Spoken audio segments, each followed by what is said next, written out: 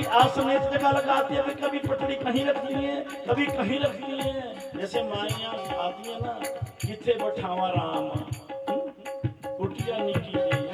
अब छोटी सी कुटिया में कहाँ बेटा, एक जगह गुजरानी ने क्या किया, उल्टी फट्टी बिछा दी प्रेम में, कोई पता नहीं, उल्टी फट्टी में ठाकुर जी बैठ गए। अब देखा खाने के लिए क्या कुछ नहीं है, अभी तो श्रीमान जी आएंगे, तो पत्तल दे दी और पत्तल में जो है छिलके धर धर के रखने लगी और फल को बाहर फेंकने लगी। और भगवान प्रेम में इतने मस्त हैं कि वो छिलके चबा रहे, बोले बहुत आनंद आ, वो भी भूल गए। भगवान तो देखता है, प्रेम को देखता है। प्रश्न किया गया, किसी भक्त ने प्रश्न किया, महाराज जी आपके 24 अवतार हुए, 24 अवतारों में आपने जगह जगह पे भोग लगाया, 24 अवतार गिनाए, अभी आपने भगवान ने कहीं तो कहीं खाया कुछ भी, लेकिन आपने जगह जगह पे भोग लगाया। आपको याद है किसके घर का श्रेष्ठ भोजन रहा आपके जीवन में? बोले बस, बोले प्यारे लाल, दो घरों का भूलता नहीं है प्रसाद। एक विद्राणी के छिलके और सबरी के बेरों को मैं बोलता नहीं, प्रेम की बात। भगवान प्रेम का भूखा, भाव का भूखा हूं मैं, बस भाव ही एक सार है। भाव से मुझको भजे तो भव से बेड़ा पार, भाव ही विद्या दे देवा।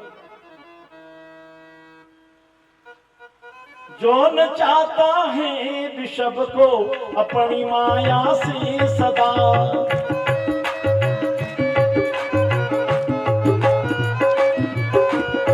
जो न चाहता है विषभ को अपनी माया से सदा,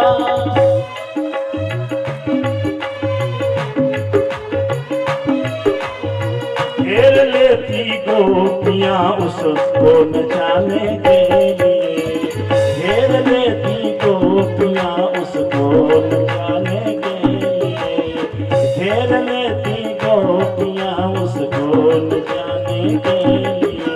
प्रेम की पूजा करो प्रभु को मनाने के लिए, प्रेम की पोथी पढ़ो ठाकुर रिझाने के लिए। भगत की जिद देख कर दिल हिल गया भगवान का, भगत की जिद देख कर दिल। भगत इतना जिद्दी हो जाते हैं कि धन्य जैसे का भोग लगाना पड़ता है। धन्य ने उस पत्थर, पंडित जी ने तो पत्थर दिया, बोलना हरिओम, जोर से बोलो, जोर से बोलो, बोलो मुयो।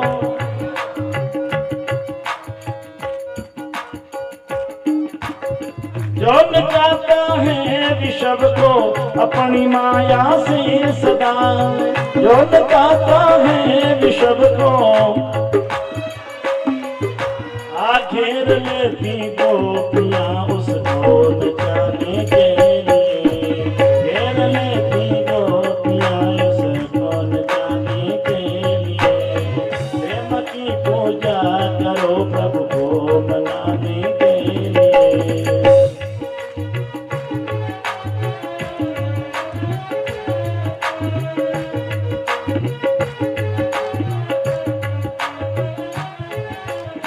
हर जगह मौजूद है लेकिन नजर आता नहीं, हर जगह मौजूद है लेकिन नजर। दूध से चाहो जो माखन तो पिलोना चाहिए, दूध से चाहो जो माखन तो पिलोना चाहिए। हर जगह मौजूद है लेकिन नजर आता नहीं।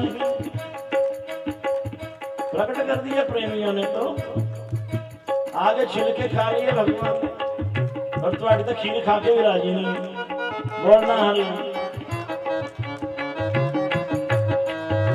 भिलनी के उसने बेल खा लिए, विद्राणी के उन्होंने छिलके चबा लिए। हर जगह मौजूद है लेकिन नजर आता नहीं, हर जगह मौजूद है लेकिन नजर आता नहीं। दूध से चाहो जो माखन तो पिलोना चाहिए, दूध से चाहो जो माखन तो पिलोना चाहिए। प्रेम की पूजा करो हरि को मनाने के लिए, प्रेम की पोथी पढ़ो ठाकुर रिझाने। मंथन तो करना ही पड़ेगा। ये भागवत रूपी सागर है, इसका मंथन करके ही परमात्मा कृष्ण रूपी मक्खन प्राप्त। मक्खन का तभी तो भोग मक्खन लगाते हैं ठाकुर जी। ये भगवान के लीला है। राजा सुन रहे हैं अंतिम क्षणों में। देखिए मेरा कितना अच्छा भाग्य है कि जब मैं माता के पेट में था तब मरने वाला था, तब बचा दिया। अब मैं मरने वाला हूं तब मेरे को भय से बचा रहे। ये मेरे जैसा भाग्यशाली कौन हो सकता है? कितने महात्मा बैठे हैं। तो कोरोना में देखा अपने अपने कमरों में ही मर करके चले गए पीछे से। और विदेशों में तो कोई पूछता भी नहीं, कई कई दिनों के बाद कमरों से निकाले जाते हैं। संस्थाएं बनी है कि जब मैं मर जाऊंगा तो मेरा सब क्रियाकर्म आपने कर देना। बच्चे तो पूछते नहीं है, इनके लिए तुम दिन रात ऐसे। ये शास्त्र ऐसा नहीं कहते तुम परवरिश न करो, पालो नहीं, कमाओ नहीं, कहां भी ऐसा नहीं लिखा है। लेकिन फंसना बुरी बात है। देखिए अभी अगर कल परसों याद आ गया मुझे तो इस पर भी मैं चर्चा करूं। राजा कथा सुन रहे हैं लेकिन असर नहीं हो रहा है। मुझे याद करा देना, पर आज नहीं, क्योंकि आज अभी तीसरा दिन, 5वें दिन की कथा में होगा। किसी डॉक्टर ने कह दिया कि मेरी दवाई का तुम सेवन करोगे तो तुम मरोगे नहीं, लेकिन आज 5 दिन हो गए दवाई खाते खाते, लेकिन असर कोई नहीं। ये जानने वाली बात, पर ये अभी नहीं, चर्चा आगे। विदुर जी महाराज जी क्यों निकले हैं ये देखना है हमें। प्रश्न ये है राजा क्यों निकले। तो विदुर जी महाराज जी ने बाजार में गए, दूध मक्खन लाए हैं, मिश्री लाए, प्रसाद लाए हैं, दौड़े दौड़े आए हैं। कहाँ है विदुरानी जी? आए ठाकुर जी ने आना, ये लो मैं सामान लाया, भोग तैयार करो। बोले ठाकुर जी ने आना, बोले उनको तो घंटा हो गया है को 1 घंटे से महाराज जी बैठे हैं। बोले तो पगली कुछ खिलाया भी? बोले बहुत खिला दिया मैंने। बोले क्या खिलाया? जब गए तो महाराज जी छिलके चबा रहे हैं। ओहो, विदुर जी की आंखों में आंसू आ गए। आए भी इतना दिनों के बाद द्वारका राज, देखिए द्वारकाधीश से महाराज राजा है वो राजा है द्वारकाधीश से। वो आज एक बड़े राजा को कह दो तुम गरीब के घर में जाओ, उस स्वांग तो कर लेंगे जाने का, ड्रामा तो कर लेंगे जाने का, दिखावा तो कर लेंगे, असल में नहीं, असल में परमात्मा ही जा। वो जानता है मैंने कहा जा। राजा है महाराज, छोटे मोटे व्यक्ति नहीं है, राजा है तो परमात्मा, पर फिर भी एक खेल करे राजा के रूप में आए, मामूली व्यक्ति बनकर के नहीं आए। उनकी सिक्योरिटी कोई नहीं उनके साथ, वो सीधे चले गए भक्त के घर में, झोंपड़ी में चले गए जाकर के, केले चबा रहे हैं। विचारने वाली बात है। विदुर ने कहा ये क्या कर रही है तुम? तो विदुर जी ने क्या कहना, मिठाई का डब्बा लिया है, लड्डू निकाला है। बोले देखो, बोले तुमने ये ना बहुत गलत किया। तो भगवान को भी होश आया कि मैं छिलके खा गया, और विदुरानी को भी होश आया कि मैंने छिलके खिला दिए। बोले गोविंद क्षमा करना, गलती हो गई। बोले भोली भक्त, मुझे भी नहीं पता लगा मैं क्या खा गया, पर नंद बहुत आया, सच पूछो तो मजा बहुत आया। विदुर जी ने क्या किया? बोले नहीं महाराज मजा नहीं आया। इसलिए मजा कब आएगा? बोले ये लड्डू खा लो, मजा आ जाएगा। विदुर जी ने उसमें प्रसाद लिए पत्र में रखा, भगवान ने मुंह में डाला, उसको ग्रहण किया और कहने लगे विदुर भगत जी सच कहूं बुरा न लगे आपको, पर जो आनंद मुझे छिलके में न आए ना, वो मिठास इस लड्डू में नहीं है, इसमें मैं है, थोड़ी सी मैं खिला रहा हूं। ये मैंने ही तो मार दिया, मैं खिला रहा हूं, इसमें मैंने वो मिठास ले ली।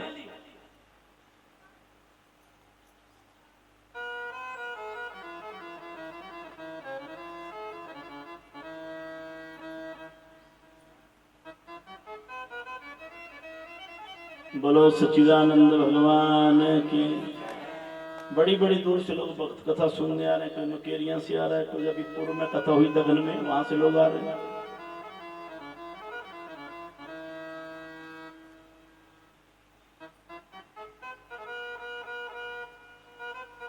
अपने भक्तों का भोग भगवान ने लगाया है। विदुर जी को विदुरानी के घर में कृपा करी है। अच्छा महाराज जी, बोले हे राजा, जब भगवान सभा से निकल गए। विदुर और विदुरानी जी को उन्हें प्रसन्न किया। तो एक दिन राजा धृतराष्ट्र ने विदुर जी को बुलाया। विदुर जी को कहने लगे, महाराज मुझे कोई मति दो, मैं क्या करूं। ध्यान देना, धृतराष्ट्र ने बुलाया है विदुर जी को और कहते हैं मुझे कोई सलाह दो, मैं क्या करूं, मुझे क्या करना चाहिए। विदुर जी कहने लगे, भाई साहब ऐसा करो, आपने पहले ही बहुत अन्याय किया। इससे पहले कि जंग छिड़े, ये युद्ध हो, तो तुम इन पांडु पुत्रों को इनका हक दिला दो। पर मेरे हिसाब से तुम ऐसा करने वाले नहीं हो। आइए, विदुर जी ने जो यहाँ धृतराष्ट्र को उपदेश दिया है उसे विदुर नीति कहते हैं। विदुर जी कहते हैं, भैया ये दुर्योधन तो साक्षात दोष रूप में तुमने घर में पाल रखा है, ये तो दोष ही है। आप जानते हो कि आप पांडवों के साथ कितना अन्याय कर रहे हो।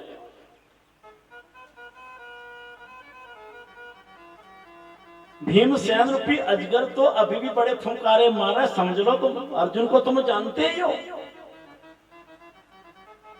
इसलिए मेरी मानो तो परिवार के लिए एक व्यक्ति को, ध्यान देना, परिवार के लिए एक व्यक्ति को, गांव के लिए एक परिवार को, देश के लिए एक गांव का त्याग कर देना चाहिए। ध्यान देना, नहीं तो तुम सुखी नहीं हो पाए। एक के कारण दूसरों पर अकारण ही क्लेश आ जाए तो उसका त्याग कर दो। भाव ये मेरा शरीर है, किसी उंगली में, शरीर के किसी हिस्से में दोष आ गया और डॉक्टर कहते हैं संग को काट देना, नहीं तो आगे जहर फैल जाएगा, तुम्हारे समग्र शरीर को नुकसान होगा, हानि होगी। तो तुम क्या कहते हैं, बाकी अंगों को बचाने के लिए शरीर के एक अंग को अलग करवा देते हो, पैर की उंगली कोई खराब हो जाती है कटवा देते हो ताकि तुम बचे रहो। मेरे हिसाब से तो ये बात अच्छी लगी। इसी बात को जो है दुर्योधन सुन रहा है। शकुनी ने इशारा किया, देख इसको, देख इस बूढ़े को, ये खाता हमारी पार्टी का है, बोलना हरिओम, और पार्टी की दूसरी की बातें करता है, बोलना हरिओम। रहता हमारे यहाँ, खाता हमारे यहाँ। दुर्योधन ने बहुत अपशब्द कहे, देखिए, पर फिर भी ये तो धर्मराज है महाराज, इनको बुरा नहीं लगा, इनको बुरा नहीं लगा कि दुर्योधन ने अपमान किया।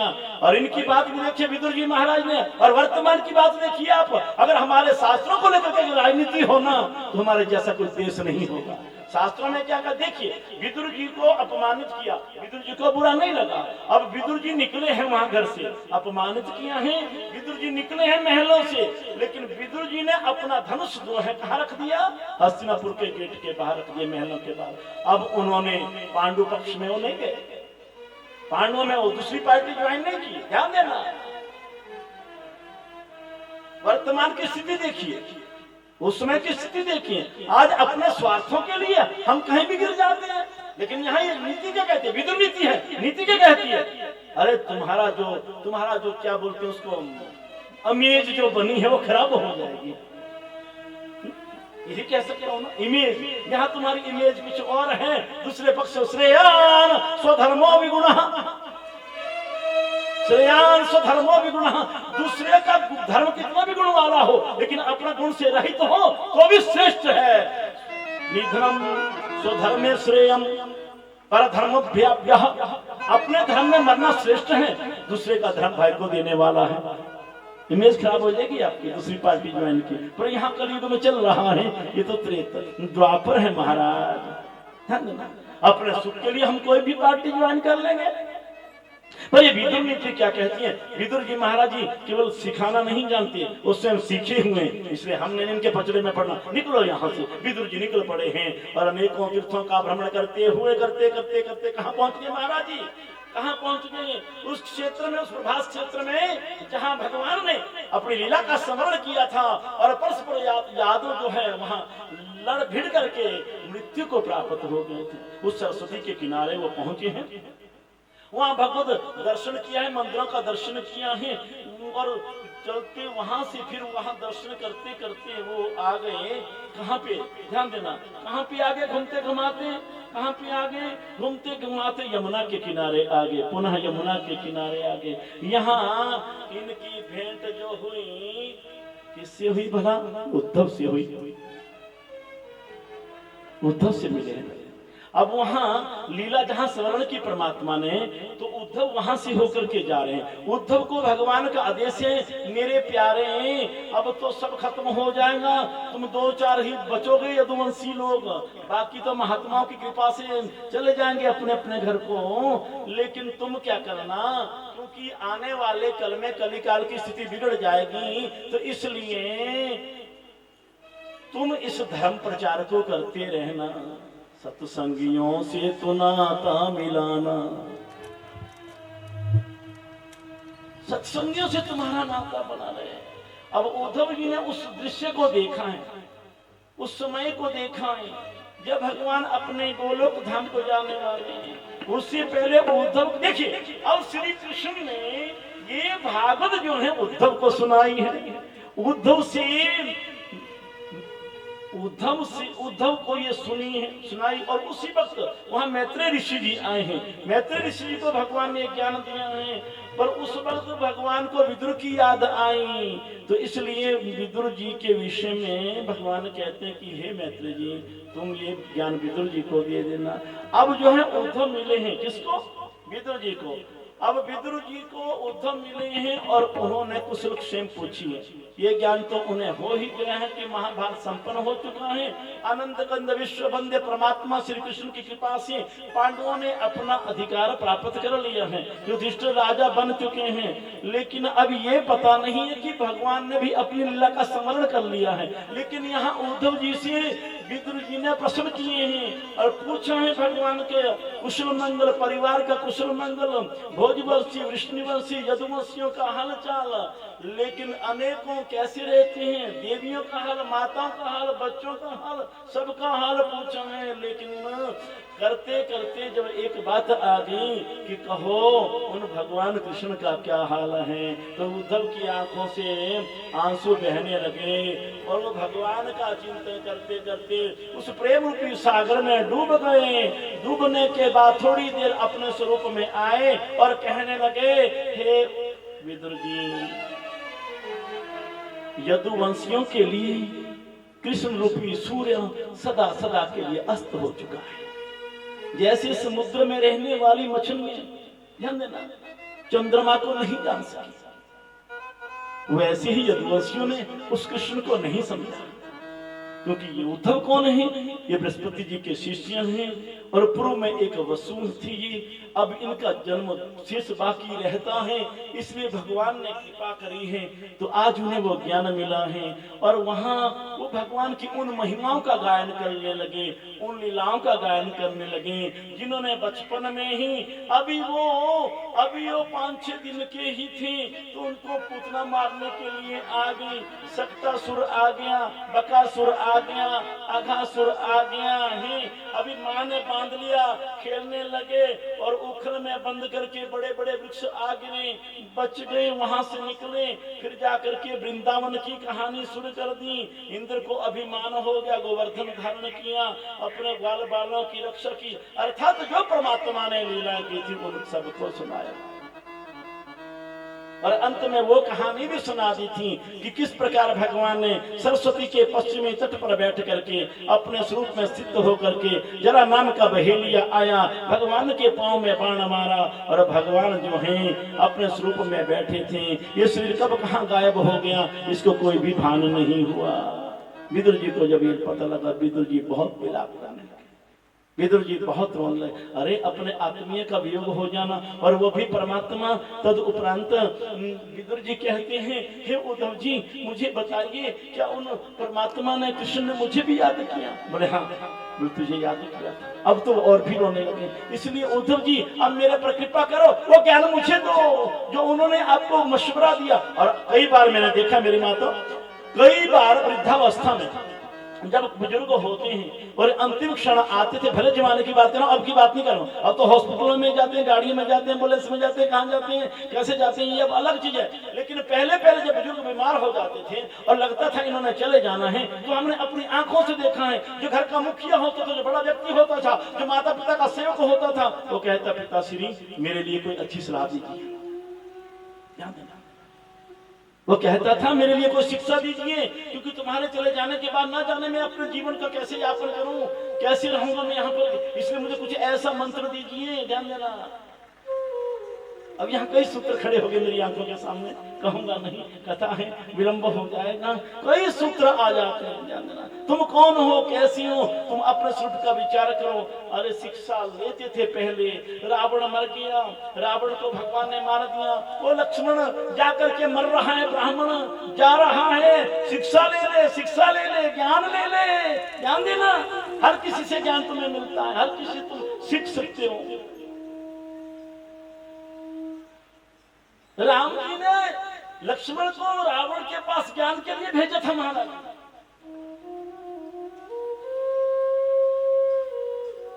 और ज्ञान कैसे प्राप्त किया जाता है? अहंकार में आकर के नहीं, सिर पे खड़े होकर के नहीं, चरणों में आगे नतमस्तक होकर के श्रद्धा भाव से ज्ञान प्राप्त किया जाता है। विदुर जी महाराज जी उद्धव जी को कहते हैं, महाराज मुझे वो ज्ञान।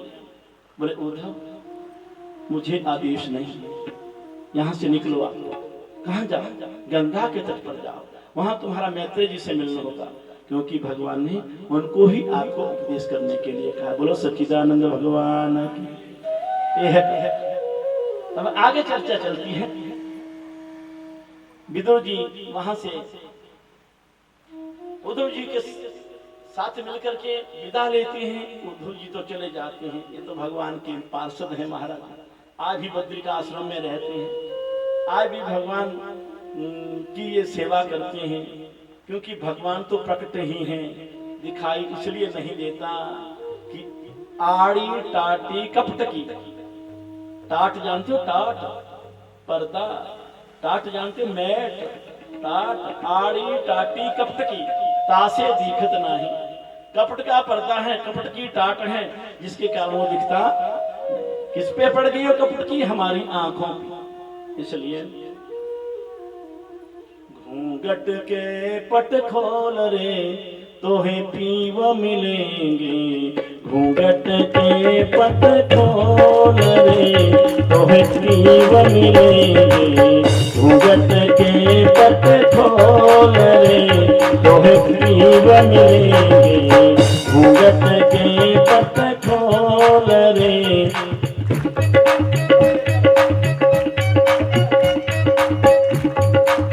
घट घट रमता राम रमैया, घट घट रमता राम रमैया, घट घट रमता राम रमैया, घट घट रमता राम रमैया। मुख से कटु ना बोल रे तोहे राम मिलेंगे, मुख से कटु ना बोल रे। धर्म तो बड़ी विलक्षण वस्तु है। सब प्राणियों का धर्म क्या है? प्राणी मात्र से स्नेह करना, बस। प्राणी मात्र से स्नेह करना और किसी को दुखाना नहीं, नहीं चाहिए दिल दुखाना किसी का, सदा ही रहा है न जमाना किसी का। ये धर्म है हमारा। परोपकार पुण्य है, पापाय परमेण,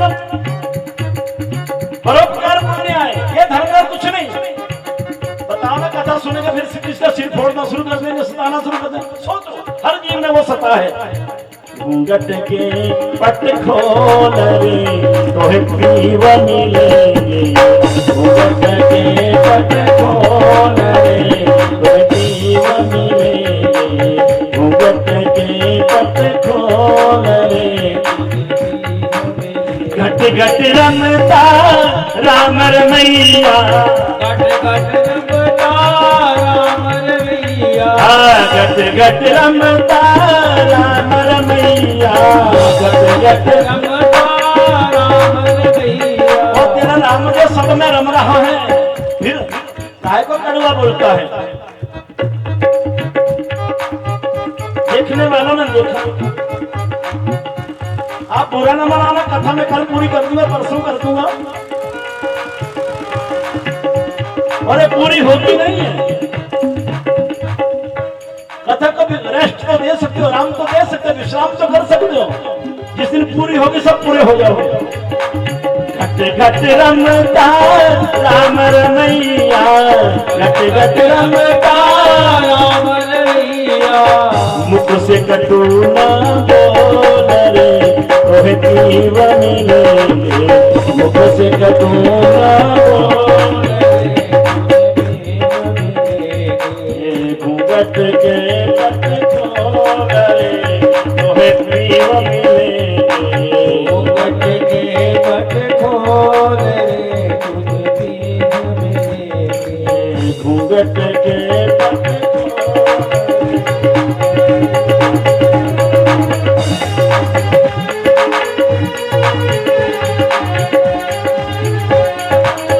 शिव मिलेंगे तो है शिव मिलेंगे, शिव मिलेंगे तो है शिव मिलेंगे,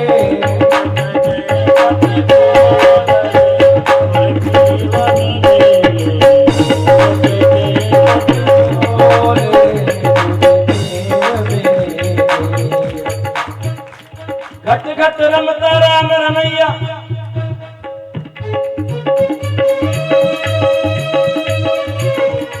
एक नाथ जी महाराज हुए, महाराष्ट्र के संत हुए।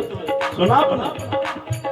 एक नाथ जी महाराज सुना? सुना सुना नहीं सुना? हुए ना एक नाथ जी। एक नाथ जी महाराज बड़े अच्छे संत हुए महाराष्ट्र के। इनकी सहधर्मणी बहुत अच्छी थी। और एक संत और हुए महाराष्ट्र के तुकाराम जी। इनकी घरवाली बड़ी कठोर स्वभाव की थी। पर मैं एक नाथ की कहानी सुनाने लगा हूं। आगे नहीं, ये घट घट रमता राम रमैया बात में से बात निकल जाती है। विदुर जी की कहानी सुनने ना, कहां छोड़ी मैंने? गंगा के किनारे पहुंच गया हूं। यहां से सारा सृष्टि का वर्णन आएगा। सूक्ष्म में सुना तो मैं ले जाऊंगा कर्दम तक कथा को। ब्रह्मा जी की सृष्टि है, कर्दम तक कथा चली जाएगी, कोई बात नहीं। लेकिन जो भाव आए बार बार आता नहीं, निकल जाता है कई बार। कंप्यूटर में वायरस भी आ जाते हैं, उड़ जाती है कई बार। क्या बोलते हैं जिसे, क्या उड़ जाती है वो। एक नाथ जी महाराज जी के उनके मन में आया, संकल्प ले लिया कि मैं रामेश्वर में गंगा जल चढ़ाऊंगा। और कहां से लाऊंगा? गौमुख से, गंगोत्री से। आजकल भी जैसे कांबड़ी यात्रा चलती है, कांबड़ी या जल लाते चढ़ाते, एक नाथ जी मारे बड़े स्टेशन से गए और चल पड़े मारे। तो कहां उत्तर कहां दक्षिण, हजारों किलोमीटर बन जाते। पैदल चले मारे, जल ले आए, पैदल चले, पूरा दिन पैदल चलते, रात को कहीं सोते, पूरा दिन पैदल, पांव में छाले। आजकल तो गद्दे महाराज जी, गद्दे नारायण जी ने कथा बैठे करते जाइए, नींद भी आ जाए, बंदा कोई चलती जगह सोए। भक्ति देखो, भक्ति। मैं जो बोलूंगा आपको बुरा लगेगा, लगा अच्छा लगे, मुझे नहीं। लेकिन जो बोलूंगा दिल की बात है, दिखावा नहीं है। सचिव वेद गुरु तीन जो प्रिय बोल ही भय आस, राज धर्म तीन होई वेगी ना। सचिव हो मंत्री महाराज जी, महाराज पढ़ जैसा तो राजा है ही। अच्छा गया राजा गया। वेद अपने स्वार्थ के लिए, गुरु अपने स्वार्थ के लिए। क्यों? जो देना जानते हो, लेना भी जानते हो। हित की बात, आत्म कल्याण की बात। गए हैं जल लाने के लिए, जल लिया है, चले हैं। मैंने पहले कह दिया प्रतीक्षा से हैसियत आता भिक्षाम दे। और माता बेचारी ऐसी होगी नए जमाने की, जो अपने घर में ना बनाए किसी को क्या खिलाए। माता भिक्षान देहि, खप्पर था महात्मा के हाथ में, खप्पर। अब देखिए महाराज, अगर तुम्हारे पास नहीं है तुम बोलो बाबा जी हमारे पास कुछ नहीं, जाओ महात्मा चले जाते हैं। और महात्मा का अपमान करना कहां तुमने लिखा? तुमने किसने बनाया चौधरी महात्मा का अपमान करने के लिए? नहीं है बाबा जी, जाओ हमारे पास कुछ नहीं है, ये लो 10 पैसे ले लो, रोटी ले लो, कुछ ले लो। क्योंकि महात्मा तुम्हें देख रहा है, जो देने वाला होता है देख रहा है, वो लेने के लिए नहीं है, देने के लिए है। और उस देवी ने क्या किया? वो आई बड़बड़ाती हुई, हड़बड़ाती हुई, महात्मा के हाथ में खप्पर था और थूक दिया। गुरु का आदेश है जो खप्पर में मिल जाए खाना है। ये भले जमाने की बात कर रहा हूं। ओहो, ये क्या किया? और फिर क्या किया इस देवी ने? देखो इसका और देखो चाल चलन। ऊपर गई, खसम सोया था। जी उठो, उठाया। हाँ क्या बात? ओ देखो बाबा मेरे को घूर घूर करके देख रहा, बताओ। अब श्रीमान जी श्रीमती के कहने से लगे, आए, डंडा उठाया और बाबा को 2-4 जड़ दी। कोई बात नहीं, उसने भी आंखें मिट ली बाबा ने। अब वो श्रीमान जी ऊपर जाने लगे सीढ़ियों की। जैसे ऊपर की सीढ़ी में पहुंचा, पैर फिसला, सिर के बल गिरा और नीचे प्राण पखेरु उड़ गए। अब क्या किया? अब रोने लगी। ये बाबा ने तो मंत्र मार दिया होगा कोई। देखिए, जो काम पहले करना चाहिए, बिना विचारे जो करे फिर पाछे पछताए। काम बिगाड़ो अपना जग में हो तो हंसाए। वो कहने लगी, बाबा तू तो मेरा खसम मारता, मेरा पति मार दिया, मेरे से गलती हो गई। बोले ना ना ना ना, पहला महात्मा क्या कहते हैं, पहला मैं तेरे को भिख मंगी सी, भिक्षा मांगी। पहला मैं तेरे को भिख मंगी सी, तू थुक के बड़ी इनायत की थी। इनायत कहते गलती को। पहला मैं तेरे तो भिख मंगी सी, तू थुक के बड़ी इनायत की थी। जब मैं कहा तू की कीता, अपने खसम को शिकायत की थी। यही हो ना, जब मैं कहा तू की कीता, तू अपने खसम को शिकायत की थी। तेरा खसम आया, मेरे 4 डंडे जड़ गया। मेरा खसम आया, लेखा साफ कर गया। ये तो खसम में झगड़ा है। नाले सिर मंडवाने पेंदे ने, नाले हलक जगोनी पेंदे, नाले सिर मंडवाने पेंदे ने, नाले हलक जगोनी पेंदे। सब में वो राम है, सब में वो राम है। ये कहना सोचो मैं तो खसमा है, मेरा कोई खसम ही नहीं है। तेरा खसम तो दुनियावी है और मेरा बनाने वाला है। ये खसम का मैं कुछ नहीं किया, जो किया तेरे खसम ने तय किया, मैंने कुछ नहीं किया। तेरा खसम आया, डंडे चढ़ गया, और मेरा खसम आया, लेखा साफ कर गया। ध्यान देना, सोच कर चलना मुसाफिर, संभल कर चलना मुसाफिर। ये ठगों का काम है, यहाँ सारे ठग हैं। बोले महाराज जी कैसे? सारी उम्र तो होगी, ठगो तो गए, और क्या हो रहा है? क्या है आपके पास? है क्या?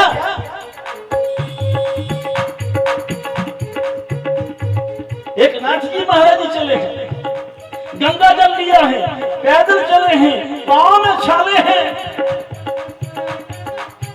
लेकिन परमात्मा के दीवाने, भगवान के दीवाने। यहां से मेरे ख्याल में कितने 1000 किलोमीटर का मैं नहीं कह सकता, 4-6 हजार किलोमीटर तो होगा ही, ज्यादा भी हो सकता है। क्योंकि मैं गया था पर मैंने माइल नहीं नापे, 2 बार गया मैं, पर मैं तो बस में गया, ट्रेन में गया। एक नाथ जी महाराज जी को अपने कांधे पे तो कामड़ा लेकर के जा रहे रमेश्वर उनकी सेवा करने के लिए, जल चढ़ाने के लिए। रामायण में भी आता है कि जो गौमुख का जल लेकर के वहां शिवलिंग को चढ़ाएगा, भगवान ने कहा है मेरे द्वारा सब रामेश्वर, राम के जो ईश्वर कौन शिव, उनको जल चढ़ाएगा।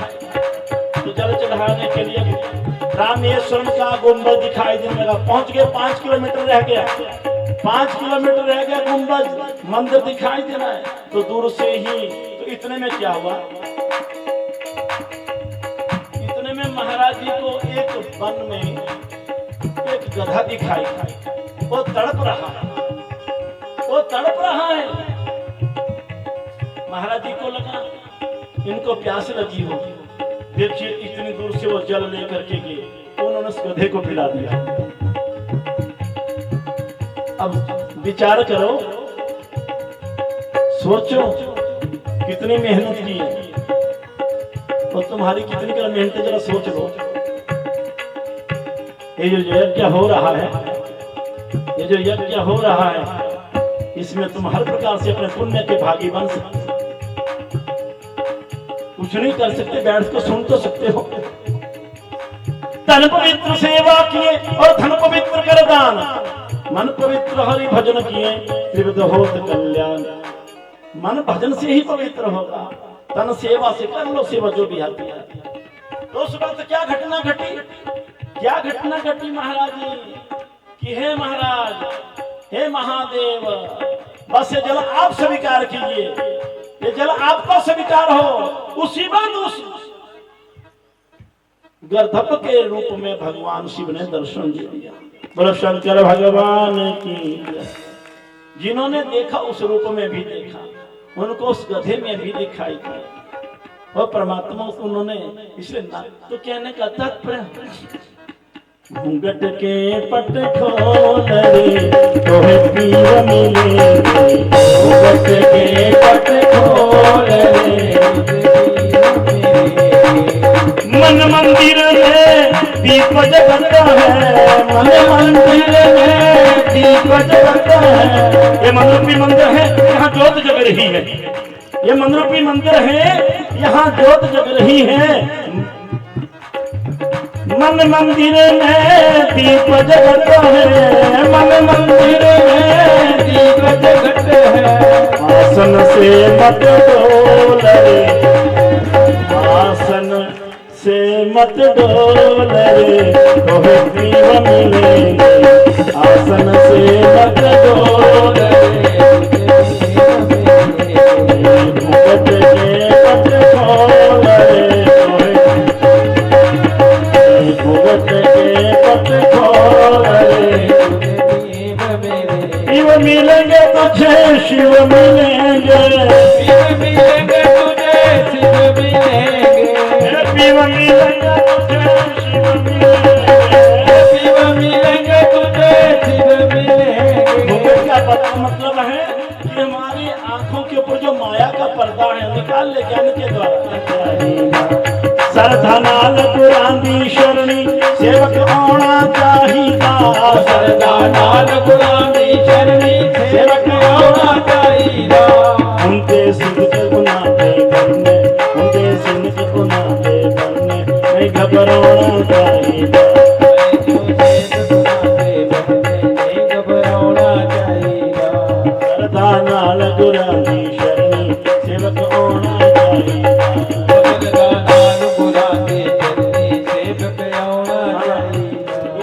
पास होना पड़ता है। क्या एक ही शब्द कहूंगा, आगे ले जाऊंगा कथा को, नहीं तो आप एक बार बोलना सही। महाराज जी आरती कर दो, होनी आरता शुरू हो जाए। उनके सिद्ध कदे बेड़े बनने नहीं घबराना चाहिए, उनके सिद्ध कदे बेड़े बनने नहीं घबराना चाहिए। श्रद्धा नाल गुरांदी शरणी सेवक होना चाहिए,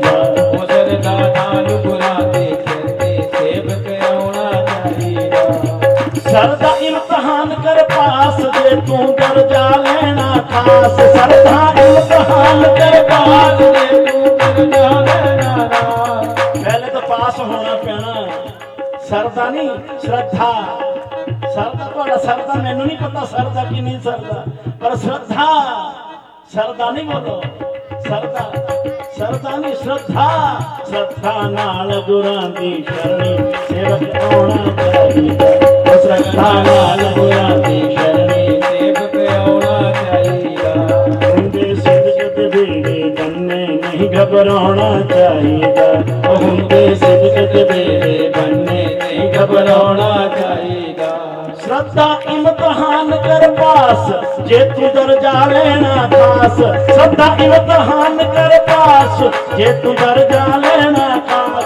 जे तू दर्जा लेना पास, जे तू दर्जा लेना पास, जे तू दर्जा लेना पास, जे तू दर्जा लेना पास। वो श्री गुरु मंत्र का अभ्यास हरदम होना चाहिए, वो श्री गुरु मंत्र का अभ्यास हरदम होना चाहिए, वो श्री गुरु मंत्र का अभ्यास हरदम होना चाहिए। वो कब होगा, कब होगा अभ्यास भी?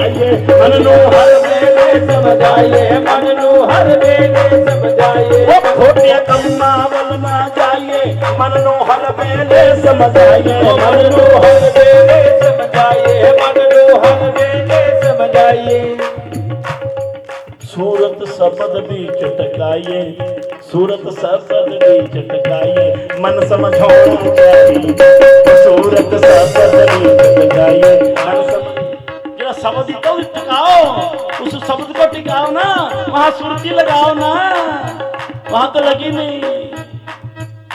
सूरत शब्द भी चटकाइए, टिक जा बैठ जा, टिक थोड़ी देर।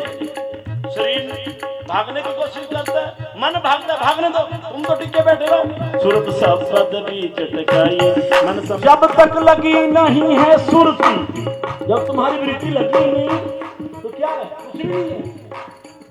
और जब तक लगी नहीं है सुरती, कादा भजन के कादी भक्ति, कादा भजन कांड कर लो, भागवत कर लो, बोलना हरिओम।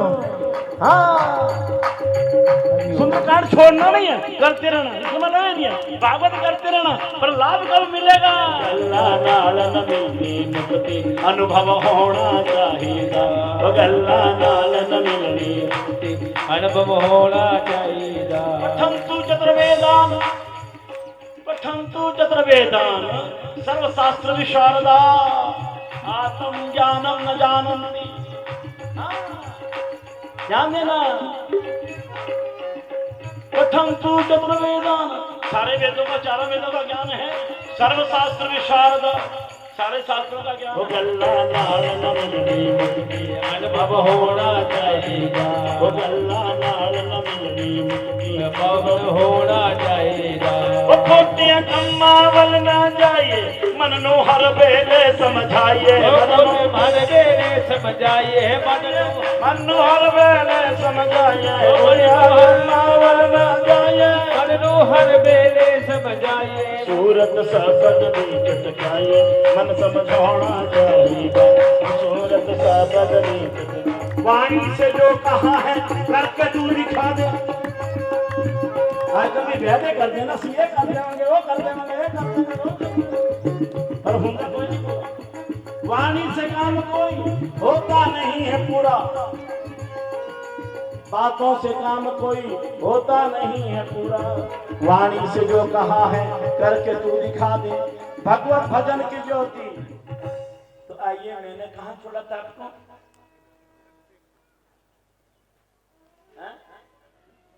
तो विदुर जी को मिले हैं मेहते जी।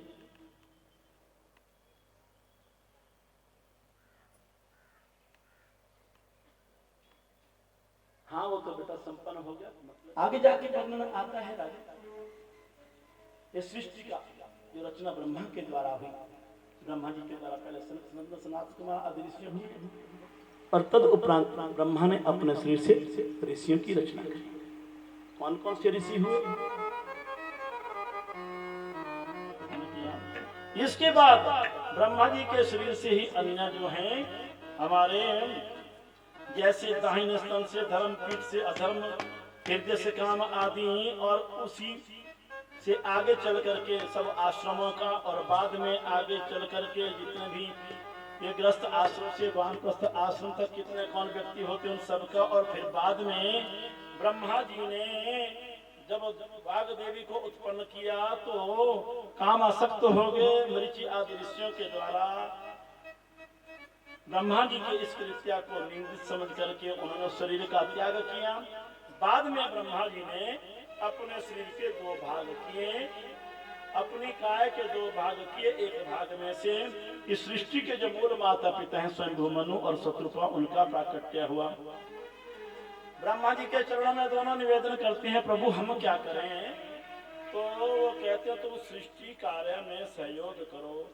तो अब मनु और शत्रुपा कहने लगे, महाराज जी सृष्टि तो रसातल को चली गई है, अब उसको कैसे लाया जाए? तो ब्रह्मा जी बड़े जोर से सांस लेने लगे, तो उनके नासिका से अंगुष्ठ मात्र एक जीव निकला जो वराह भगवान थे। बड़े उन्होंने विशाल रूप धारण किया और तद उपरांत वेदों के द्वारा देवताओं ने उनकी स्तुति करी और तद उपरांत भगवान जो है वराह, उन्होंने समुद्र में प्रवेश किया और वहां से जब वो धरती को अपने दृष्टों पर ला रहे थे तो रास्ते में कौन मिल गए इनको? श्रीमान जी हिरण्याक्ष मिल गए और हिरण्याक्ष से इनकी जो है आपस में भेंट होती है। बाद में जो है भगवान के द्वारा वराह को मार दिया जाता है और धरती को स्थापित किया जाता है।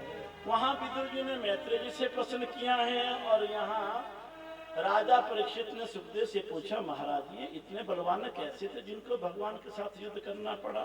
बोले महाराज जी किसी समय की बात है, ये किसके पुत्र हैं? ये कश्यप नंदन हैं, ये दीति के पुत्र हैं, ये हिरण्याक्ष और हिरण्यकशिपु। एक दिन महाराज जी सायंकाल के समय में अग्निहोत्र कर रहे थे तो दीति ने अपने पति कश्यप से रथी दान मांगा। तो बाद में ऋषि कहते हैं कि देवी अभी असमय है, ये संबंध का समय नहीं है, अभी संध्या का समय है। इस वक्त रुद्र के घंटियां विचरा करते हैं, असमय में ऐसा कृत्य नहीं करना चाहिए। लेकिन दीति के हट के आगे ऋषि झुक गए और तद उपरांत कश्यप का जो तेज है जो जब दीति के द्वारा धारण किया गया और असमय में ये धारण किया गया तो ऋषि के द्वारा उन्हें क्रोध आकर के उन्होंने कहा कि देवी असमय में तुमने संबंध बनाया है, इसलिए तेरे दोनों पुत्र जो है असुर होंगे, राक्षस होंगे, ये प्राणी मात्र को प्रताड़ित करने वाले, संताने वाले होंगे। दीति को बहुत बुरा लगा, बोले महाराज जी मेरे पुत्रों का उद्धार कैसे होगा? तो दीति ने भगवान कश्यप कहते हैं कि भगवान नारायण के द्वारा इनका उद्धार होगा, लेकिन ये दोनों तो असुर होंगे पर इनके कुल में जो एक पुत्र पैदा होगा वो परमात्मा का भक्त होगा। दीति बड़ी प्रसन्न हुई, हे राजन। फिर जब वो कश्यप का जो है तेज दीति के गर्भ में रहने लगा तो बड़ा समय दीति ने उस गर्भ को 100 वर्ष अपने अंदर रखा। अब उस गर्भ के तेज से तीनों लोग जलने लगे तो सब देवता जब ब्रह्मा की शरण में गए और प्रार्थना की, महाराज ये क्या हो रहा है? तब जाकर के ब्रह्मा ने कहा कि ये जो है ये कश्यप का तेज है और ये हिरण्याक्ष और हिरण्यकशिपु उनके गर्भ में है, ये उन्हीं का प्रभाव है। बोले महाराज ये कैसे? बोले एक दिन की बात है। बोले सनकादि ऋषि भगवान का दर्शन करने के लिए वैकुंठ में जा रहे थे तो रास्ते में जब वो पहुंचे 6 द्वार, उन्होंने 6वां द्वार पार करने वाले थे तो जय और विजय द्वारपाल है परमात्मा के। देखिए कहाँ रहते हैं? जय और विजय वैकुंठ में रहते हैं। अब वैकुंठ में रहने वाले का भी पतन हो जाता है, वो भी असुर बन जाता है, वो भी राक्षस बन जाता है, तो यहाँ रहने वाले कहाँ जाएंगे समझ में नहीं आता। बोलना हरिओम। देखो विचारने वाली बात है ना, वैकुंठ में रहने वाले अगर धरती पे आगे राक्षस बन गए तो यहाँ का राक्षस कहाँ जाएगा? क्योंकि जिसकी विषम बुद्धि है, जिसकी बुद्धि में दोष है, कोई राक्षस है ना। वैकुंठा विगत कुंठा विकुंठा, जिसकी बुद्धि में कोई कुंठ नहीं है, कोई दोष नहीं है, उसको वैकुंठ कहते हैं। तो इसलिए द्वारपाल हरि के प्रिय दो, द्वारपाल हरि के प्रिय दो, जय और विजय जान सबको, जय और विजय जान सबको। द्वारपाल हरि के दोनों ये जय और विजय हैं।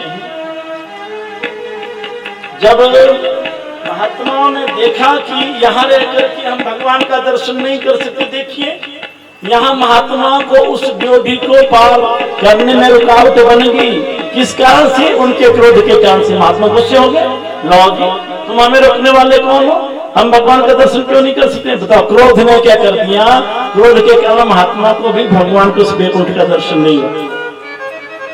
त्रिविधम नरकस्य द्वारम, गीता कहता है, त्रिविधम नरकस्य द्वारम नाशुमात्मनः कामः क्रोधः तथा लोभः तस्मादेत्रयं त्यजेत। ये काम क्रोध मद लोभ सब नाथ नरक के पंथ सब परिहरि रघुवीर भजो भजन जैसन। ये वही जो है जय और विजय। महात्मा ने श्राप दे दिया, जाओ तुम्हारी असुरी बुद्धि है, तो राक्षस बुद्धि है, तुम्हारा इलाज यही है कि तुम राक्षस योनि को प्राप्त हो जाओ। गेट में लड़ाई हो रही है, वो हल्ला हो रहा है, भगवान को पता लगा, भगवान दौड़े दौड़े आए गेट पे। ओहो, ब्राह्मण लोग, ब्राह्मणों का बड़ा समाज है महाराज। ओहो, मेरे द्वारपालों से अपराध हो गया, प्रभु क्षमा करिए। फिर भी संत महाराज जी को अभी होश नहीं आया भगवान की माया से। बाद में जब भगवान की माया का आवरण हटा तब जाकर के सनकादि कहते हैं, महाराज हमारे से अपराध हो गया, हमने आपके द्वारपालों को श्राप दे दिया, आप कुछ भी कर सकते हैं। भगवान कहने लगे, महात्माओं ये मेरी प्रेरणा के द्वारा ही हुआ, ये श्राप मिथ्या जाने वाला नहीं है। अब उद्धार भी इनका मेरे द्वारा। कोसी बात तो दोनों गिरे हैं और यहाँ आकर के कश्यप पत्नी के गर्भ में स्थापित हुए। समय आने पर हिरण्याक्ष क्या है? लोभ प्रवृत्ति है हमारी, लोभ वृत्ति है हमारी। हिरण्य कहते स्वर्ण को, सोने को, धन को। इस जीव की लोभ प्रवृत्ति धन में बनी रहती है। ये जीव ये माल बहुत इकट्ठा करता है, लेकिन भोगा में हिरण्याक्ष मारा गया। पृथ्वी को भी साथ करने लगा, ध्यान देना, लेकिन मारा गया किसके द्वारा? और यही हिरण्याक्ष जब जो है तपस्या करता है, तपस्या के बाद जब अपने बराबरी का योद्धा ढूंढता फिरता है तो उसको नारद जी मिल गए। नारद जी मिल गए तो नारद जी को कहने लगा, बाबा रुको, हमने युद्ध करना है। बोले ठहर जा, तूने युद्ध करना है? देखो मैं तो लड़ूंगा नहीं, हम तो नारायण करते हैं, हम नारायण करने वाले लड़ाई नहीं करते। ध्यान देना, नारद जी कहते हैं हम तो नारायण करते हैं, लड़ाई नहीं करते, युद्ध नहीं करते हैं। पर एक बात मैं तुझे बताता हूँ, तू चले जा। बोले कहाँ? बोले समुद्र में प्रवेश कर। बोले वहां में एक शूकर है, वराह है, वो पृथ्वी को ला रहा है, उससे भिड़ तू, मजा आ जाएगा, कसम से मजा आ जाएगा। तो नारद जी की बात को सुन करके जो है हिरण्याक्ष जो है वहां प्रवेश करता है। तो भगवान जब पृथ्वी को ला रहे थे तो हे महाराज, हे विधि जी, हे राजा, यही चर्चा है ना। तो चर्चा को सूत्र से जोड़ना बड़ा जरूरी होता है, जबकि मैं आपको कहता हूं मैं वक्ता नहीं। सूत्र से जब तक नहीं जुड़ेगी चर्चा तो बात नहीं बनी। मैं कह रहा हूं यही सत्य ये नहीं, पर चर्चा है। गया है कौन? हिरण्याक्ष गया है, भिड़ंत हुई है भगवान से, बड़ा युद्ध हुआ है। लेकिन वहां वर्णन आया कि पहले तो गदा युद्ध हुआ, मल युद्ध हुआ, फिर भगवान ने हल्का सा तमाचा लगाया, धड़ से सिर लग हो गया। देवता लोग पुष्प वृष्टि करने लगे, जय जयकार होने लगी, बोलो बड़ा भगवान की। इस प्रकार है भगवान पहले सनकादि का, अब बराह की महिमा सुन ली। अब आइए देवऋषि नारद जी की कथा सुन लिए। अब आइए कौन आगे? कौन आगे? कपिल भगवान की महिमा आगे। कर्दम ऋषि जी महाराज, ब्रह्मा के कर्दम कौन है? कर्दम कौन है? ब्रह्मा की छाया से इनका जन्म हुआ है।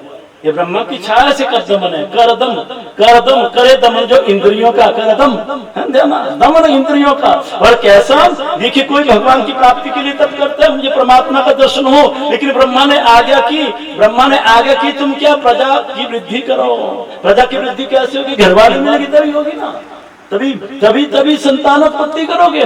लेकिन उसके लिए कर्दम ने हजारों साल तपस्या की। लो जिला लगो, इस बुढ़ऊ को चाहिए कि अब बूढ़े में मुझे अच्छी कन्या मिले। तो तपस्या करते हजारों वर्ष हो गए, तो आज भगवान नारायण आए और उस बिंदु सर में जाकर के उनको दर्शन दिए। तो कहने लगे, हे ऋषिवर, हम तुम्हारे लिए अच्छी कन्या देख करके आए हैं। अब दर्शन हुआ भगवान का। क्या मांगूं कुछ सिर न रहाई, पर नहीं, मन में तो है ना भाव उनकी मुझे कन्या चाहिए। अब देखिए भले जमाने की बात है ना, जब बेटा बेटी के रिश्ते होते थे ना, चाहे लड़की के रिश्ते की बात हो लड़के की, तो उसको सामने नहीं तो फट अंदर चले जाते थे शर्म के मारे, हमारे रिश्ते की बात। अब तो बेशर्म होके होते हैं ना, अब तो शादियां हो। पर पहले जैसे लड़की के बारे में कोई बात करें, तेरे को लड़का देखा है, तो लड़की बेचारी शर्मा के अंदर चले जाती थी। ऐसा होता था कि नहीं? पर अब गर्दन जी भी शादी तो करना चाहे पर सिर हिलावे है ना, मन भावे पर मुंड हिलावे है ना। मन में तो इच्छा है पर सिर हिला रहे मुझे कन्या मिल जाए। बोले कोई बात नहीं, तुझे नहीं चाहिए तो मैं कौन सा रिश्ता पक्का कर आया हूँ, मैंने तो देखा ही है। बोले महाराज चलो देखा ही है तो कोई नहीं, कर लेंगे। बोले फिर प्यार हो जाना। बोले प्रभु पर एक शर्त है, कर तो मैं लूंगा शादी। बोले परसों आएंगे भैया, तेरे सास ससुर ना परसों आएंगे और तुझे कन्या सौंप करके चले जाएंगे। बोले महाराज पर एक शर्त है मेरी, कर तो लूंगा ना शादी में, पर आप भी मुझे वचन दे दो ना, इतने साल जो मैं अपने आप में तपाया उधर लाभ भी चले लो, ब्याह थोड़ा निकलना पर फल भी चाहिए मैंने। वो संतान कैसी हो, वो गोविंद आपकी जैसी हो, आप मेरे पुत्र बनकर के आएंगे। है भगती संतान ऐसी हो, इधर तो रहनी दो, तुझे पत्थर मारने टिक तो कोई लाभ। ये बट्टे कुटना रहने दे तो कुटो चजनाल कुटो, नहीं तो नहीं कुटो। देखिए करदम ने तपस्या करी है, अपने दमन करके अपने सुखों का बिल्कुल शरीर पिंजर हो चुका है, लेकिन मांगा क्या? अगर पत्नी मिले वो भी श्रेष्ठ मिले, अच्छी मिले, लेकिन पुत्र कैसा हो, तुम्हारे जैसा तुम्हें मेरे जैसा तो नहीं, मुझे आना पड़ा। कोई बात नहीं, आऊंगा। आगे भी हमारा सास ससुर जी आगे स्वयं मनु और शत्रुपा, किसको लेकर के? ये स्वयं मनु है, इनके दो पुत्र हैं, प्रियवत्रोतानपाद और 3 कन्या देवहूति, प्रसूति और आकुति, है ना। आकुति के बारे में सुन लिया, प्रसूति के हुए कौन से? दक्ष को ब्याह गई हैं, और इनके हुए हैं सती आदि, इनकी अनेकों कन्या, इनकी 16 कन्या हुई हैं जिन्होंने इन। तो आइए वर्णन आता है, जब स्वयं मनु आए हैं, राजा ने स्वागत किया है, वंदन किया, ऋषि वंदन का सत्कार किया।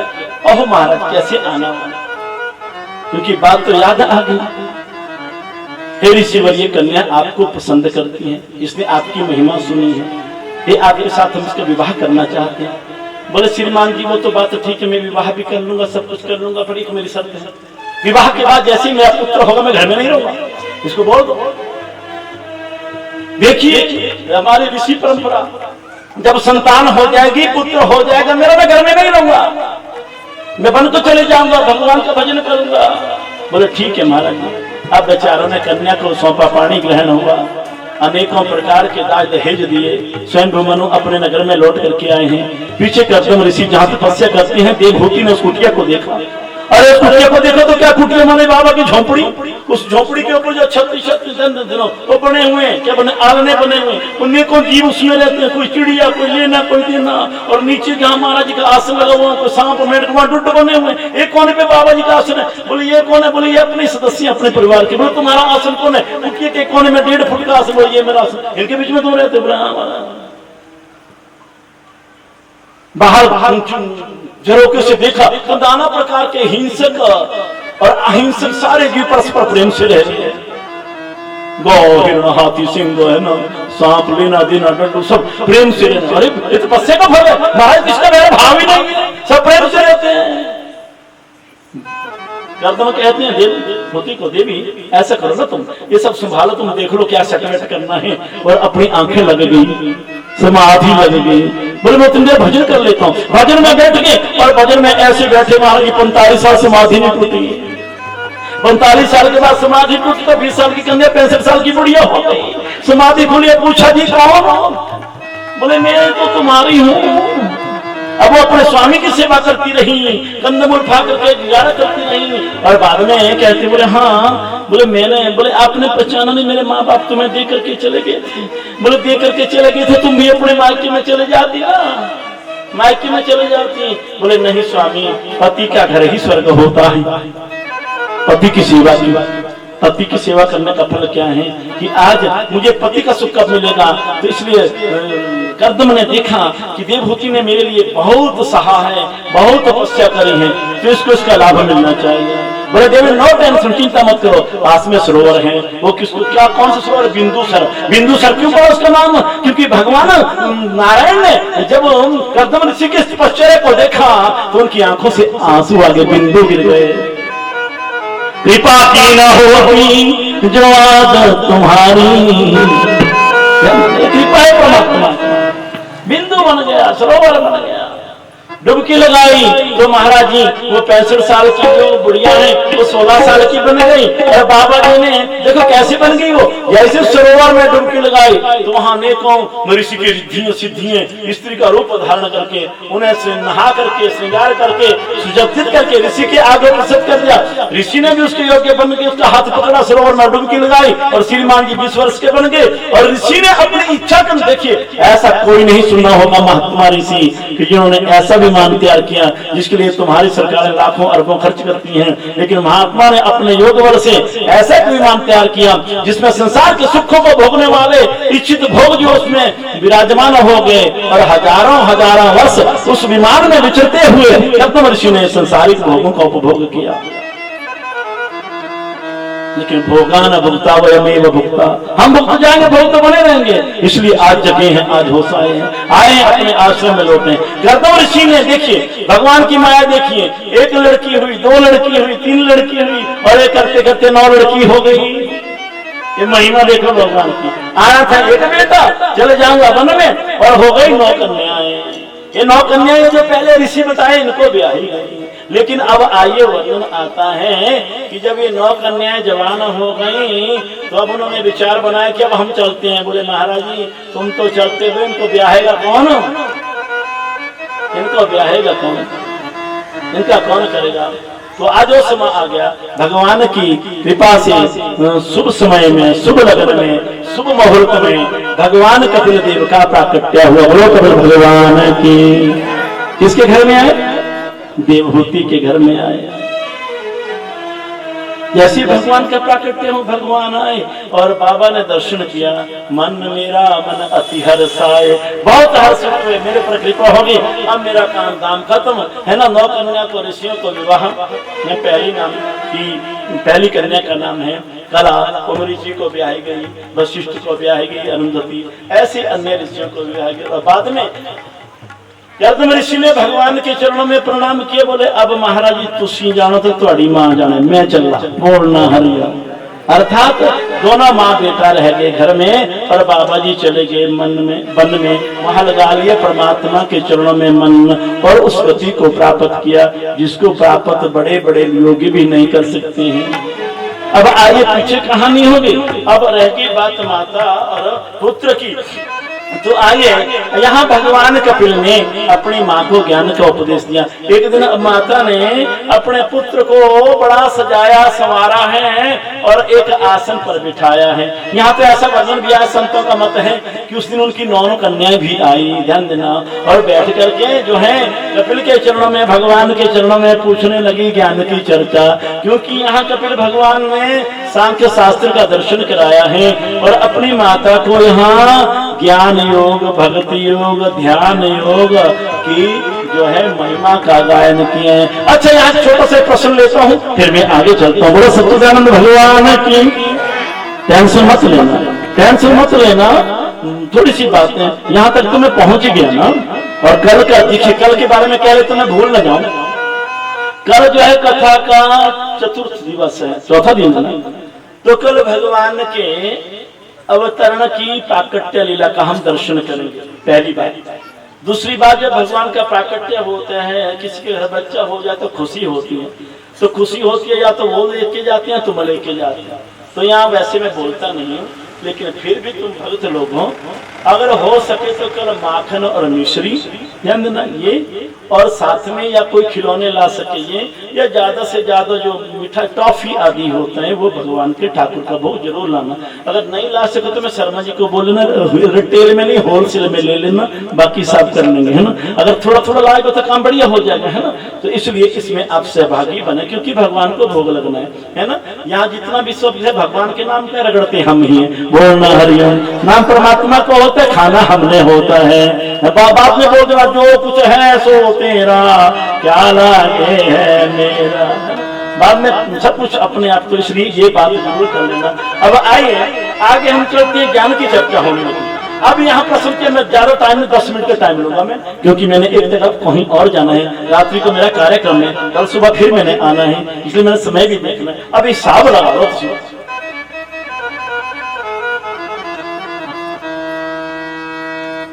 मां देवभूति कपिल भगवान के चरण में निवेदन करती हैं कि इस जीव के दुख का कारण कौन है। बस ये हमारी कहानी, हम दुखी हो गए, हम दुखी हो गए जी, हमें दुखी कर दिया आपने, किसी ने दुखी कर दिया। बोले दुख का कारण कौन है। पहली बात छोटा सा प्रश्न, फिर भक्ति की और फिर ध्यान की, फिर जीव की दशा। बस ये आज यही समाप्त करना है हमने, 15 मिनट लगाएंगे, ज्यादा नहीं। कोई भजन नहीं गाऊंगा, बीच में आगे तो गा भी लूंगा, क्योंकि अभी तो 2 ही बजे है ना, आज तो 5 बजने वाले नहीं, क्योंकि बाबा को कहीं जाना है, तो इसलिए कल बज जाएंगे चाहे से। बोलो सच्चिदानंद भगवान की। मन एव ही मनुष्याणाम कर्मबंध मोक्षम,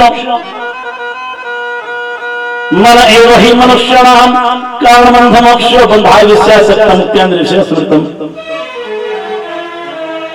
बंधन का कारण कौन है। बोले माता कोई नहीं, मन एव ही मनुष्याणाम, मनुष्य के मन का, मनुष्य के सुख दुख का कारण इसका मन ही है।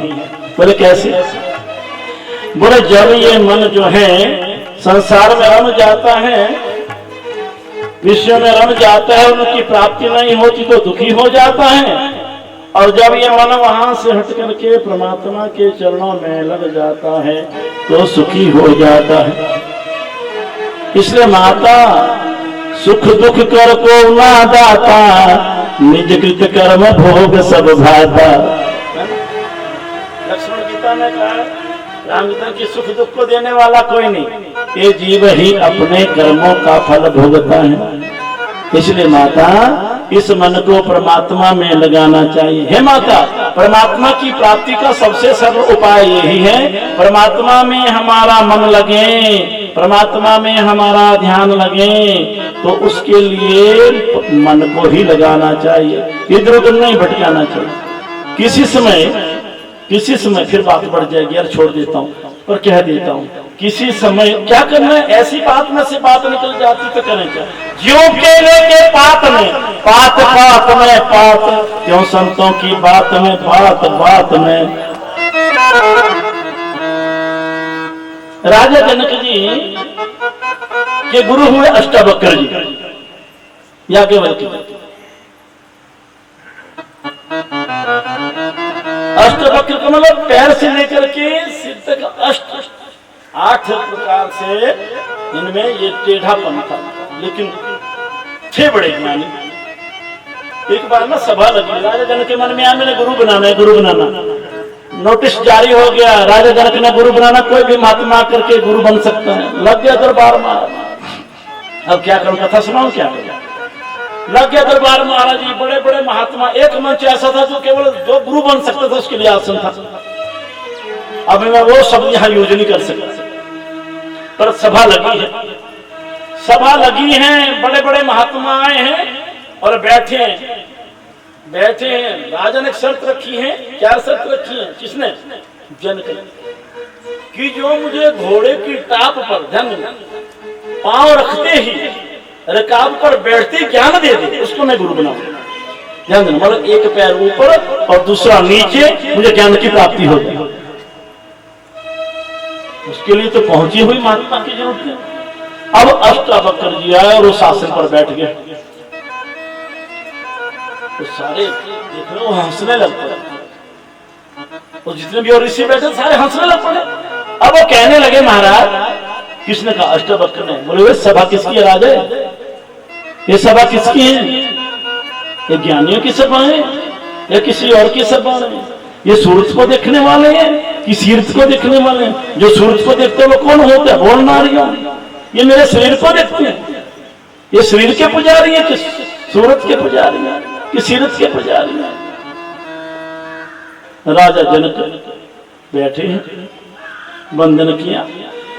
जैसे ही राजा घोड़े की रकाब के ऊपर पैर रखने लगा, मंत्र का उच्चारण हुआ। जैसे ऊपर बैठा पांव नीचे आया, मंत्र का उच्चारण हुआ, ज्ञान हो गया। ज्ञान हो गया महाराज, ज्ञान हुआ। अब राजा ने पूछा, महाराज जल्दी से जल्दी कैसे भगवत प्राप्ति हो? कैसे भगवत प्राप्ति? उसका सहज उपाय बता दो ताकि इस चीज को मैं लेकर के आगे चलूं। राजा की इन बातों को सुनकर के गुरुजी कहते हैं, बोले ऐसे सुनना चाहते हैं कि सब कुछ लेकर के बिना दक्षिणा के ही करना चाहता है? पहले दक्षिणा तो दे। बोले दक्षिणा में क्या दूं गुरुजी? बोले जो तेरी सबसे प्रिय वस्तु है वो दे दो। ध्यान दे, जो तेरी सबसे प्रिय वस्तु है वो दक्षिणा में दो, फिर मैं तुझे ज्ञान दूंगा। राजा ने आव नहीं देखा, ताव नहीं देखा, खजांची को कहा, बोले जाओ थाल भर करके ले आओ, असरफियों का सोने चांदी सर्फियां लेके गुरु महाराज के चरण में रखी। सारे ने यही तक प्यारा होगा। कथा कितने दी हो रही है, बोलना आ रही है? कितने की कथा हो रही है? बस कथा ठीक है, तो माल बिके ना बिके सादा कम ठीक है। तो राजा ने वो सरफी में रख दी। लो गुरु जी सबसे प्रिय वस्तु ये धन है। बोले श्रीमान ये धन कहां से लाए हो? बोले कोषागार से, खजाने से। बोले खजाना किसका है? बोले तो पब्लिक का है, टैक्स है। बोले फिर तेरा कहां से होगा भाई? पब्लिक का माल है, दान में लुटाते हो। बड़ा दानी आ गया तू, बड़ी प्यारी चीज तेरी है। बोले ये नहीं मुझे अपनी प्रिय वस्तु। फिर क्या हुआ? बाद में कहते हो क्या? बाद में विचार करता है कि जिस गद्दी पर मैं आजकल सबको कुर्सी प्यारी होती है, ये गद्दी तो हमारे गद्दी तो नहीं थी, ये छोड़ा मैंने अपना राज, मुझे ज्ञान दीजिए। बोले पहले किसकी थी गादी? बोले मेरे बाप की। फिर उससे बोले मेरे बाबा की। बोलो से बाबा के बाबा की। बोले जब उनकी नहीं बनी तो मेरी कैसे रही? तेरी वस्तु तो है नहीं। फिर बच्चों की ओर ध्यान किया, पत्नी की ओर ध्यान किया। बोले हमारे सब परिवार आपका, सब कुछ है तेरा तेरा तेरा अपना। बोले अच्छा। बोले एक बात बताओ तुझे, अगर तुम बच्चों का कहना नहीं मानोगे, बच्चे मंगाए कोई चीज, मुझे मोबाइल चाहिए, मुझे ये चाहिए, घर वाली बोले ये चाहिए, करवा चौथ मैंने साड़ी लेनी है, तुम नहीं ले आओ, तो कहना नहीं मानोगे तो क्या तुम्हारे बन जाएंगे? बोले तो बात ठीक है, नहीं बनेंगे। जब हमें कुछ बेचन तो काहे को तुम्हारा? बोले जब तेरे ये नहीं बने तो फिर मेरे कैसे बन जाएंगे? फिर घूमते कमाते अपने शरीर पे आके। बोले महाराज फिर ये शरीर आपको अर्पण करता हूँ। बोले शरीर किसका? तेरा। बोले हाँ। बोले मूर्ख, जब तू मर जाएगा शरीर कहाँ जाएगा? ये मिट्टी में जाएगा, राख में जाएगा, अग्नि की भेंट चढ़ेगा, कुत्ता सियार बिल्ली से खाएंगे हैं? तो ये तो तेरा नहीं तो मेरा कैसे बन जाए? बोले फिर मेरी कौन सी वस्तु है? सब तो दे दिया। बोले तेरा मन तेरी प्रिय वस्तु है, इस मन को तुम मुझे दे दो। जब ये मन लग जाएगा ना, इसलिए माता लंबा नहीं ले जाता, माता लंबा नहीं ले जाता। आगे कथा सुनाता क्या? किस मन को परमात्मा के सिमरण में लगाओ। इस मन के कारण ही जीव बार बार जन्मता मरता है। ध्यान करो परमात्मा का। अष्टांग योग का उपदेश दिया। यम नियम आसन प्राणायाम प्रत्याहार धारणा ध्यान, ये सब ज्ञान दिया। यद करोसि यस्नासि यद होसि भोगासि, जो कुछ भी हम करते हैं वो परमात्मा पत्रम पुष्पम फलमतोयम, जो कुछ भी तुम करते हो उससे परमात्मा की पूजा करो। सब भक्ति भाव होना चाहिए। मन मना भव मद भक्तो मद्यादि माम नमस्कुरु। मेरे सिर में मन वाले हो, मेरे भक्त बन जाओ, कह दो मैं तेरा हूं।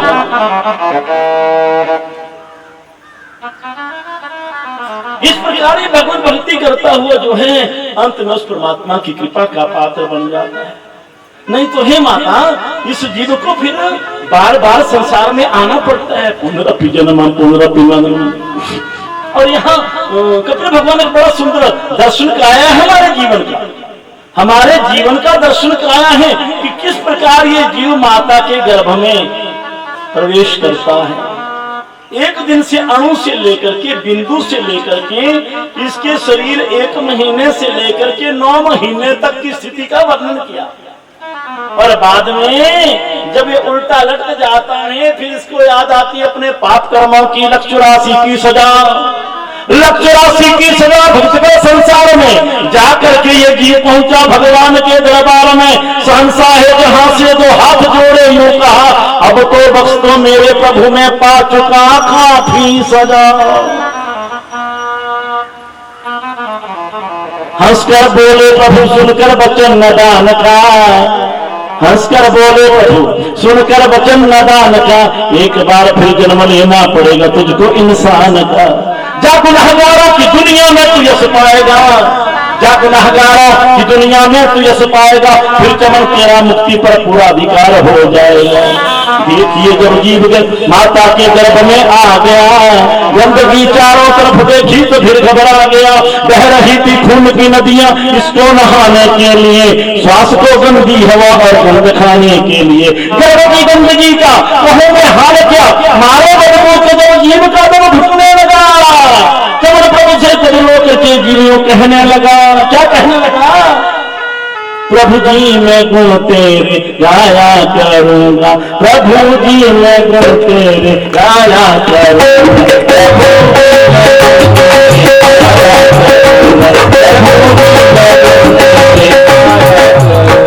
मैं तेरी ही चर्चा सुनाया करूंगा, मैं तेरी ही चर्चा सुनाया करूंगा, प्रभु जी मैं गुण तेरे गाया करूंगा, प्रभु जी मैं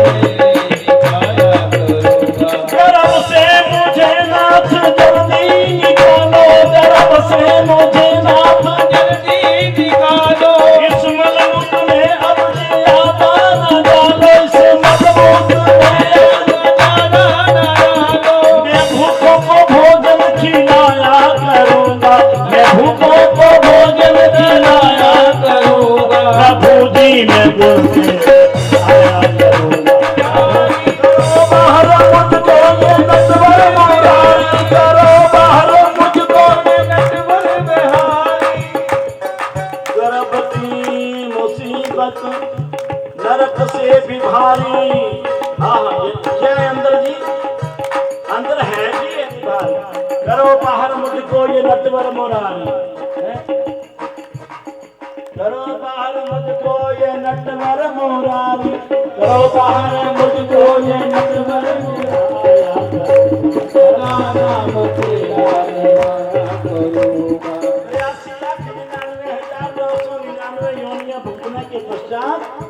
फिर भगवान की कृपा होती है, माता के गर्भ में जाता है, फिर जाकर के इसको शरीर मिलता है। तुम्हें आ गया गंदगी चारों तरफ देखी तो फिर घबरा गया, बह रही थी खून की नदियां इसको नहाने के लिए, श्वास को गंदी हवा और गंद खाने के लिए। यही तो यही अजल तो आज अटक मटक चटक चलत जाऊँ, बड़ा अटक के मटक के चटक के चलता ये। लेकिन जब ये परमात्मा इसकी प्रार्थना सुनते हैं, क्या है अंदर, खट्टा मीठा चरपरा तीखा माता ग्रहण करती है, इसको छुरी की तरह लगता है, कटे पे जैसे नमक लगता है ऐसे इसको लगता है। अतिशय पीड़ा होती है, वाम कुष्ठ में ज्यादा लड़की होते हैं, दाहिनी कुष्ठ में लड़का होता है, ध्यान देना।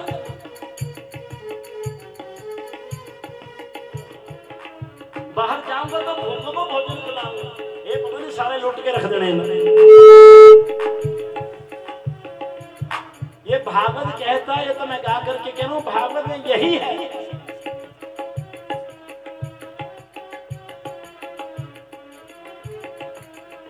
समय हुआ, जन्म हुआ, नालो छेदन से पहले सूत्र नहीं होता, उस वक्त तुम जो भी सत्कर्म दान पुण्य कर सकते। क्योंकि उस नालों की वजह से स्वर्ग में भी जा सकते हो। यही ले जाएगा, जहां भी ले जाएगा यही ले जाएगा और कोई नहीं ले जाएगा। इसलिए देखिए, जब जीव गर्भ में आ गया, सुन लिया आपने, गाया इसने, फिर क्या हुआ, बाहर आ गया। बाहर आ गया तो बाहर आकर के ये अगर रोए नहीं ना तो खतरा होता है। तो इसको हिलाते हैं डॉक्टर भी, हिलाते हैं माताएं जो दाई माँ होती है। जिसका रोना कैसा होता है, इसके मुख से ओम का शब्द निकलता है। गर्भ में भी ओम का ही जाप कर रहा होता है। बाहर रोता है इसलिए क्योंकि जिसको गर्भ में देखते हो बाहर नहीं है। जब परीक्षित गर्भ में परमात्मा को देख सकता है तो ये जीव भी परमात्मा को देख सकता है। वो तो उसकी रक्षा करने के लिए परमात्मा गया, यहाँ ज्योति बन करके परमात्मा की ज्योति को लेकर के जी रहा। तुम क्या समझते? माता पिता तो केवल निमित्त है। तो इसलिए माता ये बाहर आ गया। बाहर क्या हुआ इसका? बालपन सो खेल गवाए, बालपन सो खेल गवाया ऋषियां बिच जवानी, वृद्ध अवस्था जद आई बंदे काया भई पुरानी, एक हरि के सिमरन बाझो तुद कितनी है नादानी। फिर क्या वो भूल गया सारा एग्रीमेंट तो साइन हुआ था। जैसे शर्मा जी ठेका लेते ना, फिर साइन भूल जाते, भाग गए जी, अब हमारे पास का काम नहीं है, भागे, घाटा पड़ जाएगा हमें। एग्रीमेंट साइन किया कि मैं गाया करूंगा, मैं ये करूंगा, वो करूंगा, और आया संसार में 9 मास हो जब गर्भमयी, तब ही प्रभु से तुम कॉल किया। कोलकाता बाइदा 9 मास हो जब गर्भमयी, तब ही प्रभु से तुम कॉल कियो। बाहर हुई हरि भजन करो, यही कारण तो ही निकाल दियो। तो पेट में ही मर जाता है, मर जाते हैं, मरते हैं। ये कृपा हो गई कि बाहर निकल गए, ये कृपा हो गई कि अंग प्रत्यंग तो ठीक है, कोई डिफेक्ट नहीं है,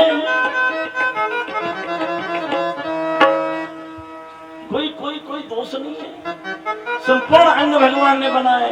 लेकिन देखिए इतना हो करके भी ये जो है ये समझता नहीं है। इसलिए माता ये जीव फिर जो है अपनी गलती के कारण उन 84 के चक्कर में पड़ जाता है।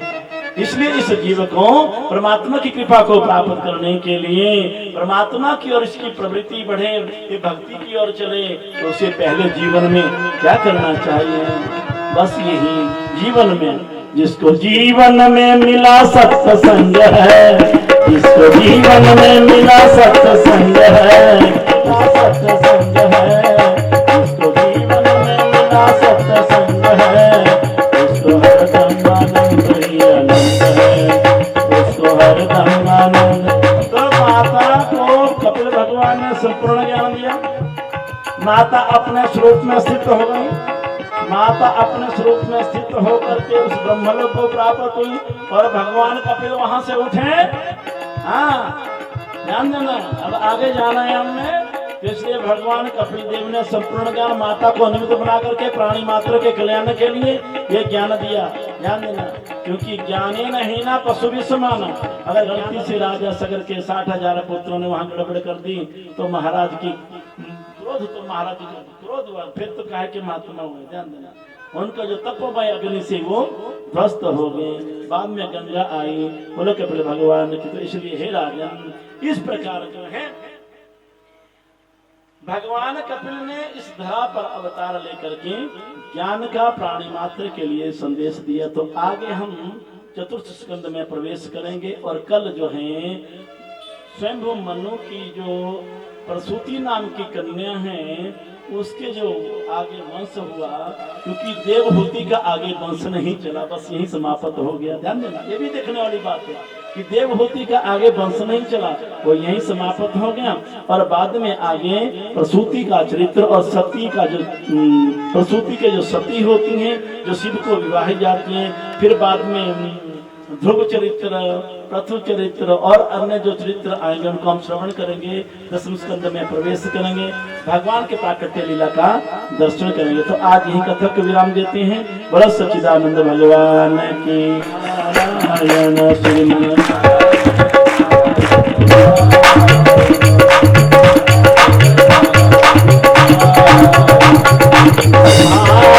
भगवान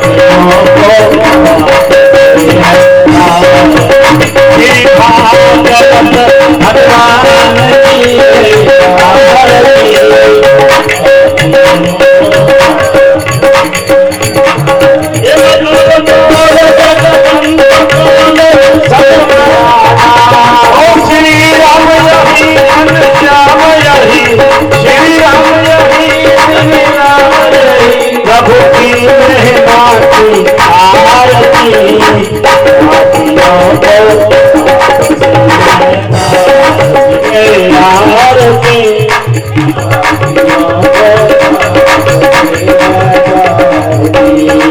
भागवत भगवान की आरती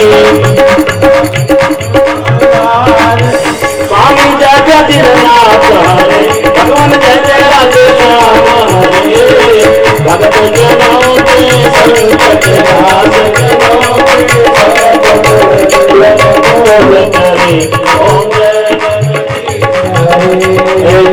जावे कल पावे एक कोई बसे मन को स्वामी प्रभु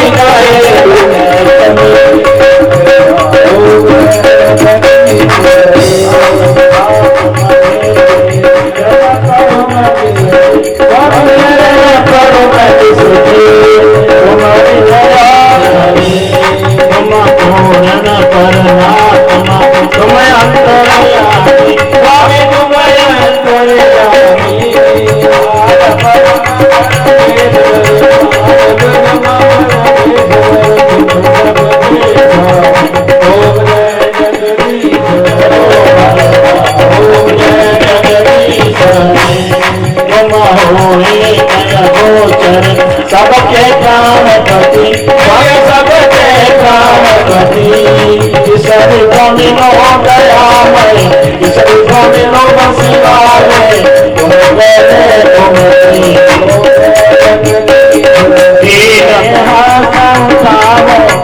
अपने चरण लगाए विषय विकार मिटाओ आप हरोगे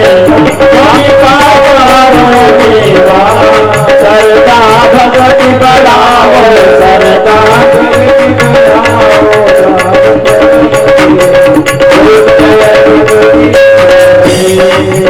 जगदीश हरे स्वामी जगन्नाथ हरे भक्त जनों संकट दास जनों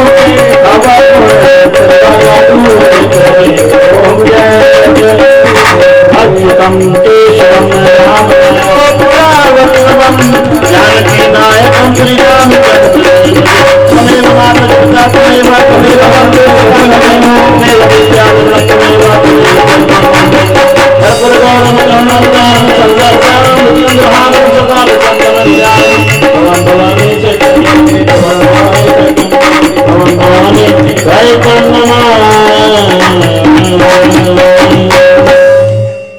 हरिओम नाभ आसिदन हो जाए इसमें मेरा कुछ नहीं जो कुछ है सो तेरा तेरा तुझको सौंपिया प्रभु क्या लागे है मेरा ना मैं कुछ कर सकूं ना ही करने योग जो किया प्रभु आप किया आप ही करने योग ब्रह्मार्पणम ब्रह्मा हवि ब्रह्माग्नो ब्रह्माहुतम ब्रह्मेतिर्मृत्या ब्रह्म प्राणाय स्वाहा ओम अपानाय स्वाहा ओम व्यानाय स्वाहा ओम उदानाय स्वाहा ओम समानाय स्वाहा ओम पंच प्राणेभ्यो नमः ओम दोह शांतिरंतरिक्षं शांति पृथ्वी शांतिरापः शांतिरेव शांति सामा शांतिरेधि सुख शांति भवतु।